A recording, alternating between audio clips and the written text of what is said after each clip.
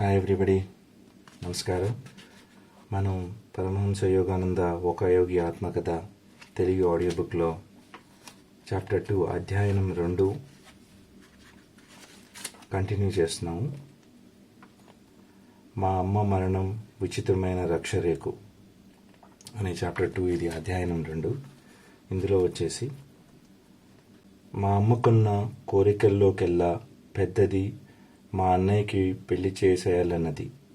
అనంతుడు పెళ్ళాం మొహం కంటపడినప్పుడు ఈ భూమి మీదే స్వర్గం చూస్తాను, తమ వంశం పరంపర అభివృద్ధిగా సాగాలని ప్రతి భారతీయ హృదయంలోనూ ఉన్నట్టుగానే అమ్మలో ఉన్న గాఢమైన ఆకాంక్షను ఈ విధంగా వ్యక్తం చేయడం తరచుగా వింటూ ఉండేవాణ్ణి.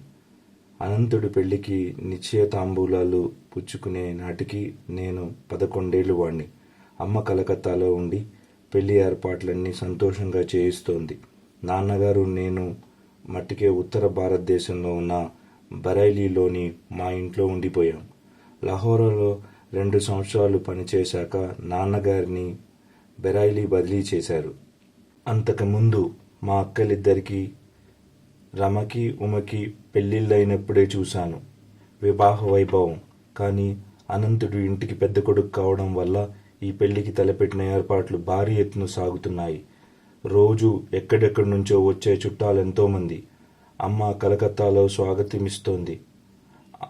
అమ్హారెస్ట్ వీధిలో కొత్తగా మేము తీసుకున్న 50 నెంబరు పెద్ద ఇంట్లో వాళ్ళందరికీ సుఖంగా బస ఏర్పాటు చేసింది. అన్ని సిద్ధంగా ఉన్నాయి. విందు భోజనాలకు కావలసిన పదార్థాలు. అన్నయ్య ఆడపెళ్లి వారింటికి తరలి వెళ్ళడానికి ఒక అందమైన పల్లకి, రంగురంగుల దీపాల తోరణాలు, భారీ సైజు అట్ట ఏనుగులు, ఒంటెలు, ఇంగ్లీష్, స్కాటిష్, భారతీయ వాద్య బృందాలు, వృత్తిరీత్యా వినోదమిచ్చే కళాకారులు, ప్రాచీన పద్ధతిలో వివాహాంకరణ జరిపించే పురోహితులు. పెళ్లి సమయానికి వెళ్ళి మా వాళ్ళందరితోని కలవాలని నేను మా నాన్నగారు మంచి ఉత్సాహంగా ఉన్నాం. కానీ ఆ వివాహ మహోత్సవం నాటికి కొన్నాళ్ల ముందు అమంగళ సూచకమైన దర్శనం ఒకటి నాకు కలిగింది. బైరేలీలో ఒకనాటి అర్ధరాత్రి మా బంగళా వసారాలో నేను మా నాన్నగారి పక్కన పడుకొని ఉండగా మా మంచానికున్న దోమతెర చిత్రంగా అలలాడుతూ రెపరెప మానేసరికి నాకు మెలకువ వచ్చింది. పలచని ఆ తెరలో పక్కకి ఒత్తిగిల్లాయి. ప్రియమైన అమ్మ రూపాన్ని చూశాను. మీ నాన్నగారిని లేపు, ఆవిడ స్వరం గుసగుసమంటూ ఉంది. మీరు నన్ను చూడాలంటే తెల్లారగట్ల 4 గంటలకి మొట్టమొదటి బండి ఎక్కి కలకత్తా వచ్చేయండి. ఛాయామాత్రంగా ఉన్న ఆ రూపం మాయమైంది. నాన్న, నాన్న, అమ్మ చచ్చిపోతుంది. నా గొంతులోంచి వెలువడ్డ భయార్త స్వరం నాన్నగారికి వెంటనే లేపేసింది. వెక్కి వెక్కి ఏడుస్తూ ఆ దుర్వార్త ఆయనకి చెప్పాను. అదంతా నీ భ్రమ, దాన్నేం పట్టించుకోకు అన్నారు నాన్నగారు. కొత్త పరిస్థితి ఏది ఎదురైనా తిరస్కరించే సహజ ధోరణిలో మీ అమ్మ ఆరోగ్యం దివ్యంగా ఉంది. చెడు వార్త ఏమైనా వస్తే రేపు బయలుదేరి వెళ్దాంలే. ఇప్పుడు బయలుదేరకపోతే తర్వాత మిమ్మల్ని మీరు క్షమించుకోలేరు. నాలో ఉన్న బాధ ఇంకా కటువుగా పలికించింది. నేను మిమ్మల్ని ఎన్నడూ క్షమించను. విషదపూర్ణమైన ఉదయం స్పష్టమైన కబురు తెచ్చింది. అమ్మకి జబ్బు చేసి ప్రమాద స్థితిలో ఉంది. పెళ్లి వాయిదా పడింది. వెంటనే వచ్చేయండి. మాకు మది చెడిపోయింది. ఇద్దరం బయలుదేరాం. దారిలో బండి మారే చోట ఒక ఊళ్ళో మా మామయ్యల్లో ఒక ఆయన మమ్మల్ని కలుసుకున్నాడు. భయంకరంగా ఉరుముతూ ఒక రైలు మా వైపు వస్తుంది. మొదటి చిన్నగా కనిపించినదే రాను రాను పెద్దవుతూ వచ్చింది. మనసులో ఏర్పడిన సంక్షోభం మూలంగా చటుక్కున రైలు పట్టాలు కడ్డంగా పడిపోవాలనిపించింది. అప్పుడే అమ్మకి దూరం అయిపోయినందువల్ల ఆవిడ లేను సూక్ష్మ ప్రపంచాన్ని భరించలేననిపించింది. ఈ లోకంలో అందరిలోకి నాకు అత్యంత ఆప్తురాలైన స్నేహితురాలైన అమ్మ ఒక్కరే. అనంతంగా ప్రేమించాను నేను. చిన్నతనంలోనూ నాకే దూరైన చిన్న చిన్న బాధలన్నిటికీ నాకు ఉపశమనం కలిగించినవి జాలి నింపుకొని ఆవిడి నల్లటి కళ్ళే. అమ్మ ఇంకా బతికుందా మామయ్యని ఈ ఒక్క చివరి ప్రశ్న అడగడం కోసం ఆగాను. నా ముఖంలో ఉన్న నిరాశన అర్థం చేసుకోవడానికి అట్టేసేపు పట్టలేదు ఆయనకి. లేకేం బతికే ఉంది అన్నారు. కానీ ఆయన మాట ఒక్క పిసరు కూడా నమ్మలేదు నేను. మేము కలకత్తాలో మా ఇంటికి చేరడం దిగ్భ్రాంతి కలిగించే మూర్తివైచిత్రుని దర్శించడానికి అయింది. నేను కుప్పలా కూలిపోయాను. ప్రాణం దాదాపు పోయిందనిపించే స్థితి ఏర్పడింది. నా మనసు సమాధానపడ్డానికి కొన్నేళ్లు పట్టింది. నా ఆర్తనాదు స్వర్గద్వారాల్ని చెందిన చివరి ఆ జగజ్ఞానాన్ని పిలుచుకువచ్చాయి. నా పచ్చి పుండ్లను చివరికి మాన్పగలిగినవి చల్లని ఆ తల్లి పలుకులే. జన్మలుగా అనేక మంది తల్లులు వాత్సల్య రూపంలో నిన్ను కనిపెట్టుకొని ఉన్నదని నేను నువ్వు వెతుకుతున్న ఆ నల్లని కళ్ళను, మాయమైపోయిన ఆ అందమైన కళ్ళను రెండిటినీ నా చూపులో చూడు. ఎంతో ప్రేమస్పదులైన అమ్మకు దహనకాండ ముగిసింది. ఆ వెంటనే నేను నాన్నగారు బెరాయిలేకి తిరిగి వచ్చేశాం. అక్కడ మా ఇంటికి ఎదురుగా ఆకుపచ్చ బంగారు వన్నెలో మిసమిసలాడే మెత్తని పచ్చిక నేల ఉంది. దానికి నీడనిచ్చేది పెద్ద సేవలి వృక్షం. నేను ప్రతిరోజు పొద్దున విచారగ్రస్తుడైన ఆ చెట్టు దగ్గరికి సంస్మరణాత్మక తీర్థయాత్ర సాగిస్తూ ఉండేవాణ్ణి. కవితావేళం కలిగిన క్షణాల్లో నాకు అనిపిస్తూ ఉండేది, తెల్లటి ఆ సేవలి పుష్పాలు పచ్చని గడిలో నిండిన పూజ వేదిక మీద మనస్పూర్వకమైన భక్తిభావంలో ఆత్మార్పణ చేసుకుంటున్నట్టుగా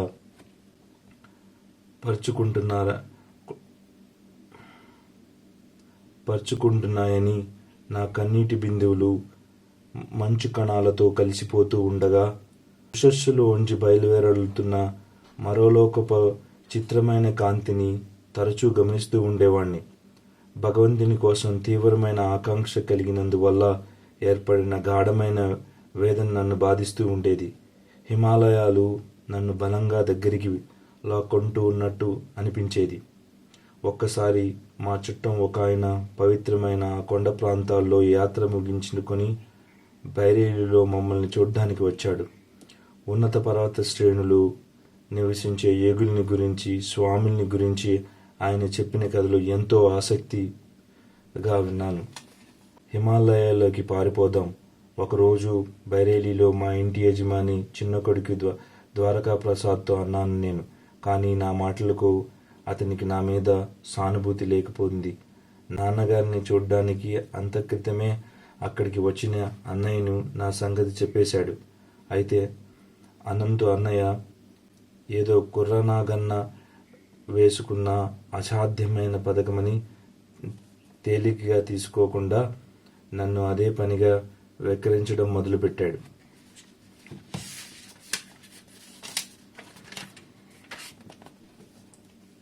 నీ కాషాయ వస్త్రం ఎదిరా, అది లేకపోతే నువ్వు స్వామివి కాలేవు మరి అని ఆ మాటల్లో నాకు చెప్పలేనంత ఉత్సాహం కలిగింది. ఆ మాటలే నా ఊహకు ఒక స్పష్టమైన రూపం ఇచ్చాయి. నేను ఒక యతినై భారతదేశం అంతా సంచరిస్తున్నట్టు, బహుశా అవి నా జన్మ స్మృతులని మేల్కొలిపి ఉండవచ్చు. ఏమైనప్పటికీ ప్రాచీన కాలంలో ఏర్పడిన సన్యాసాశ్రమానికి చిహ్నమైన వస్త్రాన్ని ఎంతో సహజసులభంగా ధరించగలనో గ్రహించగలిగాను.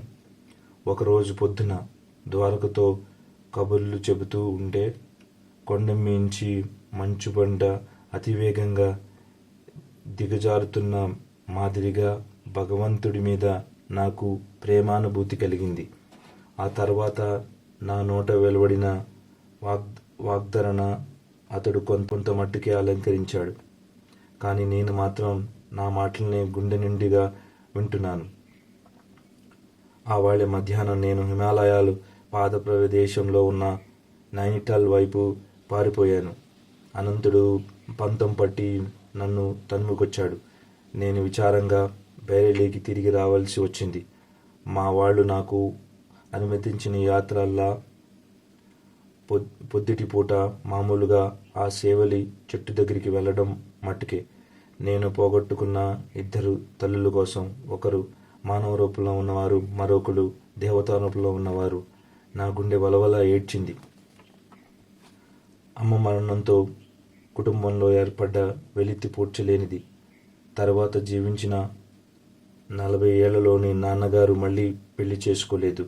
ఈ పిల్లలకు తల్లిదండ్రులు తామే అయ్యారు. కష్టసాధ్యమైన ఈ పాత్రను నిర్వహించడంలో ఆయనలో గుర్తించదగినంత మాధవం పెరిగింది. ఆయన దగ్గర చనువు పెరిగింది. కుటుంబంలోని వివిధ సమస్యల్ని ఆయన ప్రశాంతంగా సూక్ష్మబుద్ధితో పరిష్కరించేవారు. ఆఫీసు వేళలో తర్వాత ఒక ముని మాదిరిగా తమ గదిలోనే వెళ్ళిపోయి ప్రశాంతం మాధుర చిత్తంలో క్రియాయోగం సాధన చేస్తూ ఉండేవారు. మా అమ్మ పోయిన చాలా కాలానికి నాన్నగారికి కొంత సదుపాయంగా ఉండేటట్టుగా చిన్న చిన్న పనులు చూడటానికి ఒక ఇంగ్లీష్ నర్సును పెడదామని ప్రయత్నించాను. కానీ నాన్నగారు తల తీసేశారు. నాకు సేవ అనేది మీ అమ్మతోనే అంతమైంది. ఎక్కడో దూరానికి చూస్తున్న ఆయన కళ్ళలో జీవితమంతా నెలకొన్న అనురాగం ఉంది. మరో స్త్రీ ఎవరూ సేవ చేయడానికి నేను ఒప్పుకోను. అమ్మ పోయిన 14 నెలల తర్వాత ఆవిడ నా పేర అతి ముఖ్యమైన ఉత్తరం ఒకటి రాయించి పెట్టిందన్న సంగతి తెలిసింది. చనిపోయిన సమయంలో ఆవిడ మంచం దగ్గర ఉన్నవాడు అనంతుడు. ఆవిడ చెప్పినవి అతడు రాసి పెట్టాడు. అయితే ఆ సంగతి 1 ఏడాదిలో చెప్పాలని అమ్మ చెప్పినప్పటికీ అన్నయ్య ఆలస్యం చేశాడు. అమ్మ నిర్ణయించి అమ్మాయిని పెళ్లి చేసుకోవడానికి త్వరలోనే తాను బైరేలీ నుంచి కలకత్తా వెళ్ళిపోవాలి. ఆ పరిస్థితిలో ఒకనాడు సాయంత్రం నన్ను దగ్గరికి పిలిచాడు. ముకుందా, నీకు విచిత్రమైన విషయం ఒకటి చెప్పడం ఇష్టం లేక ఇన్నాళ్ళు వెనకాడుతూ వచ్చాను. అనంతుడి కంఠంలో ఒక రకమైన నిరాశ ధ్వనించింది. ఇల్లు వదిలిపోవాలన్న నీకున్న కోరికను ఎగసిన దూసినట్లు అవుతుందేమోనని భయపడ్డాను. అయినా నీలో దైవ సంబంధమైన ఉత్సాహం పెళ్ళుబుకుతూ ఉంది. ఈ మధ్య నువ్వు హిమాలయాలకి పారిపోతూ ఉండగా పట్టుకున్నప్పుడే నేనొక తీర్మానం చేసుకున్నాను. మనస్ఫూర్తిగా నేను చేసిన వాగ్దానాన్ని ఇక ఏమాత్రం వాయిదా వేయకూడదనుకున్నాను. ఒక చిన్న పెట్టె, అమ్మ రాయించిన ఉత్తరం ఇచ్చాడు అన్నయ్య.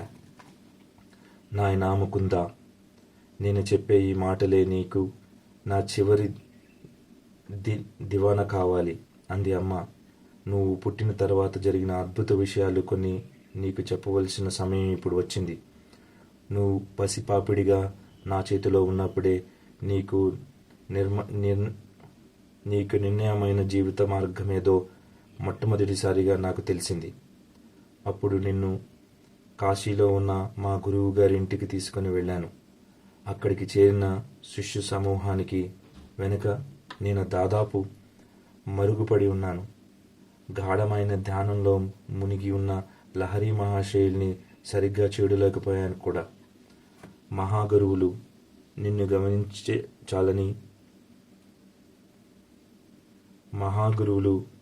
గమనించాలని, నిన్ను ఆస్వాదించాలని నిన్ను జోకొడుతూ ప్రార్థిస్తున్నాను. మౌనంగా భక్తిపూర్వకంగా నేను కోరిన కోరిక గాఢంగా పెరిగినప్పుడు లహరి మహాశయులు కళ్ళు తెరిచి నన్ను దగ్గరికి రమ్మని సంజ్ఞ చేశారు. అక్కడున్న వాళ్ళు నాకు దారిచ్చారు. పవిత్రమైన వారి పాదాలకు మొక్కాను.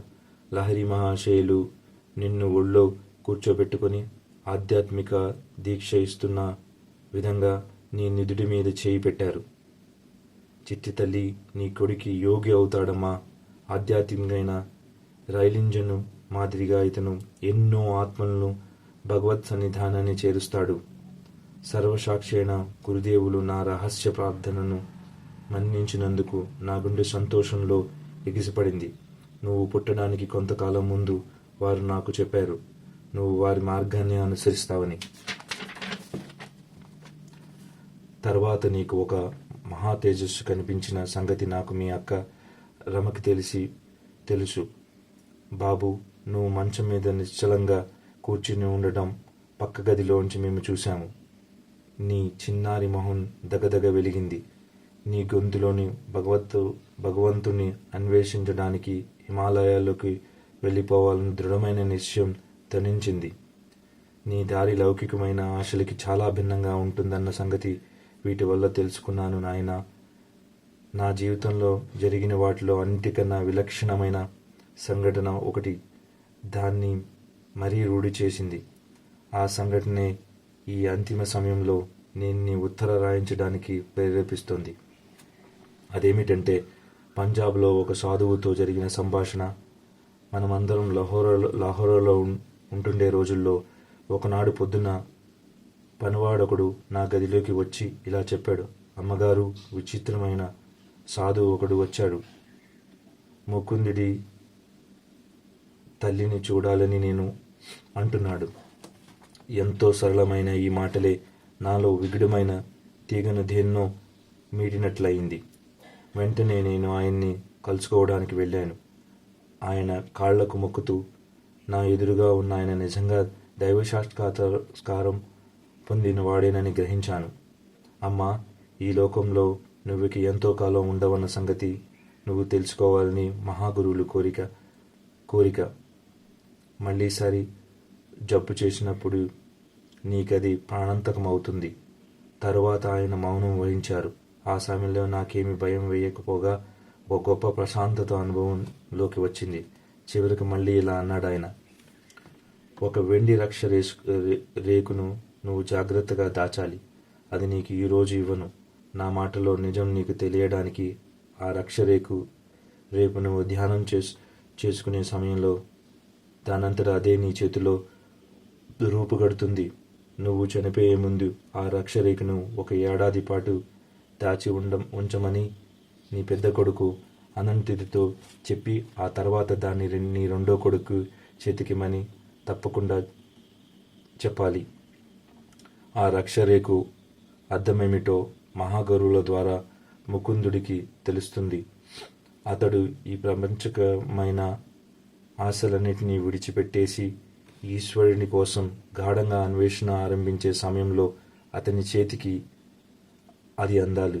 కొన్నేళ్ల పాటు అతడు దాన్ని అట్టే పెట్టుకున్నాక దాని ప్రయోజనం నెరవేరినప్పుడు అది మాయమైపోతుంది. అతడు దాన్ని ఎంతో రహస్యమైన చోటు దాచేటప్పటికీ అది ఎక్కడి నుంచి వచ్చిందో అక్కడికి పోయి తీరవలసిందే. ఆయనకి నేను భిక్ష వేయబోయాను. ఎంతో గౌరవ ప్రపాతులతో ఆయనకు ప్రణామం చేశాను. కానీ ఆయన భిక్ష తీసుకోకుండానే దీవించి వెళ్ళిపోయాడు. మర్నాటి సాయంత్రం నేను చేతిలో జోడించి ధ్యానం చేస్తూ ఉండగా ఆ సాధువు చెప్పినట్టే నా అరచేతిలోకి రెంటికి మధ్య రక్షరేఖ వెలిసింది. 2 ఏళ్లకు పైగా నేను దాన్ని బహుజాగ్రత్తగా దాచుకున్నాను. ఇప్పుడు అది అనంతుడి దగ్గర ఉంది. నా గురుదేవులు నన్ను పరమ ఆత్ముడి చేతిలో పెట్టబోతున్నారు కనుక నా కోసం నువ్వు బాధపడకు నాయనా, వెళ్ళొస్తాను. జగన్మాత నిన్ను కాపాడుతుంది. ఆ రక్షరేఖ నా ఆధీనంలోకి రావడంతోనే ఒకానొక తేజాపూజం నా మీదకు ప్రసారించింది. అణిగి ఉన్న జ్ఞాపకాలెన్నో నాలో మేల్కొన్నాయి. ఆ రక్షరేఖ గుండ్రంగా ప్రాచీన కాలం నాటిదిగా చిత్రంగా ఉంది. దాని నిండా సంస్కృతి లిపిలో ఏవో అక్షరాలున్నాయి. తాము అదృశ్యంగా ఉండి నన్ను ముందుకు నడిపిస్తూ ఉన్న నా పూర్వజన్మ గురువుల దగ్గర నుంచి అది వచ్చిందని గ్రహించాను. వాస్తవానికి దానికి మరొక ప్రాముఖ్యం కూడా ఉంది. కానీ రక్షరేఖ మహిమను పూర్తిగా ఎవరూ బయట పెట్టకూడదు అనుకుంటున్నాను. అయితే చివరికి రక్షరేఖ నా జీవితంలో ఎంతటి బాధాకరమైన పరిస్థితుల్లో అదృశ్యమైపోయిందో, అది ఆ విధంగా పోవడం నాకొక గురువు దొరికే విషయాన్ని ఎలా చాటి చెప్పిందో ఈ అధ్యాయంలో చెప్పనక్కర్లేదు. కానీ హిమాలయాలు చేరడానికి చేసిన ప్రయత్నాల్లో భంగపడ్డ కుర్రవాడు తన రక్షరేకు రెక్కల మీద ప్రతిరోజు దూరాలకు ప్రయాణిస్తూ ఉండేవాడు. అయితే ఇందులోనే ఒక మీనింగ్ఫుల్ డిస్క్రిప్షన్ ఉందన్నట్టు ఈ భాగంలో. అదేంటంటే, మనిషి ఒక మాట పలికినప్పుడల్లా ఓంకారానికి ఉన్న ఈ 3 గుణాల్లోని ఒకదాని కార్యరూపంలోకి తెస్తున్నాడన్నమాట. మానవుడు ఎప్పుడు సత్యమే పలకాలి, పవిత్ర గ్రంథాలన్నిటిలోనూ నిర్ణయించి వీధికి సత్యం వద ఆధారభూతమైన న్యాయహేతువు ఇదే. ఆ రక్షరేఖ మీద సంస్కృత మంత్రాన్ని సరిగ్గా ఉచ్చరించినట్లయితే ఆధ్యాత్మికంగా లాభదాయకమైన స్పందన శక్తి దానికి ఉంటుంది. ఆదర్శప్రాయంగా నిర్మించిన సాంస్కృతిక వర్ణములలో 50 అక్షరాలుంటాయి. ప్రతి అక్షరానికి నిర్దిష్టంగా స్థిరమైన ఉచ్చారణ ఒకటి ఉంటుంది. లాటిన్ భాష ప్రతి పదాలకు ఏర్పడిన ఆంగ్ల వర్ణములు సంగతి వేరు. దీంట్లో ఉండే 27 అక్షరాలు వివిధ ధ్వనులు భారాన్ని మోయలేక సతమవుతూ ఉంటాయి. వీటిని గురించి జార్జ్ బెర్నార్డ్ షా మంచి తెలివిగా సహజ హాస్యస్వరకంగా ఒక వ్యాసం రాశాడు. తనకు అలవాటైన నిర్దాక్షిణ్య ధోరణిలో శ్రీషా ఇంగ్లీష్ భాష కోకో ఇంగ్లీష్ వర్ణీయాలను ప్రవేశపెట్టడానికి అంత్యాద్యం ఒకటి జరగవలసి వచ్చినా నేను దానికి బాధపడను.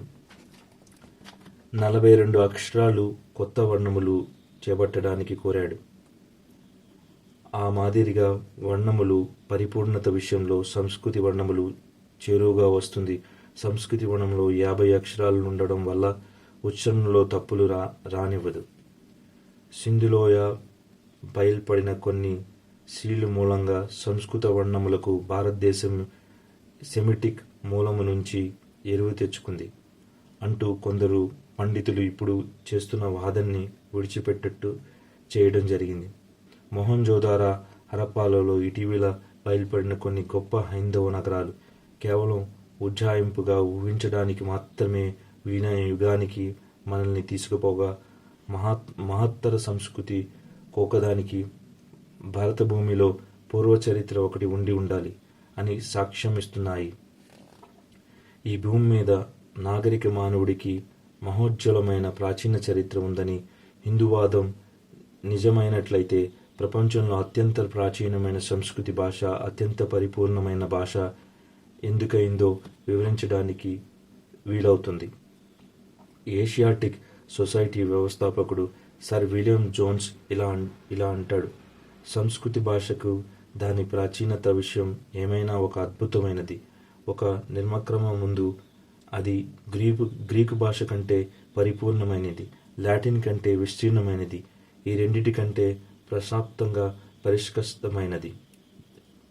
ఎన్సైక్లోపీడియా అమెరికాను అన్న విజ్ఞాన సరస్వతి గ్రంథం సంపుటిలో ఇలా ఉంది: ప్రాచీన కావ్యాధ్యాయాన్ని పునరుద్ధరించిన తర్వాత 18వ శతాబ్దం ఉత్తర భాగంలో సంస్కృతి భాషాధ్యాయం ప్రారంభించడానికి మించిన ప్రముఖమైన సంఘటన సంస్కృతి చరిత్రలో మరొకటి లేనేలేదు.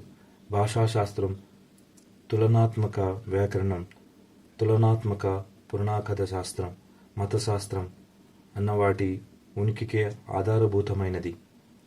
అధ్యయనం వల్ల వాటిని గాఢంగా ప్రభావితం చేసినది సంస్కృత భాషావిష్కరమే. సో లాస్ట్ పారాగ్రాఫ్ కొంచెం మన సంస్కృతి గురించి మెన్షన్ చేశారు.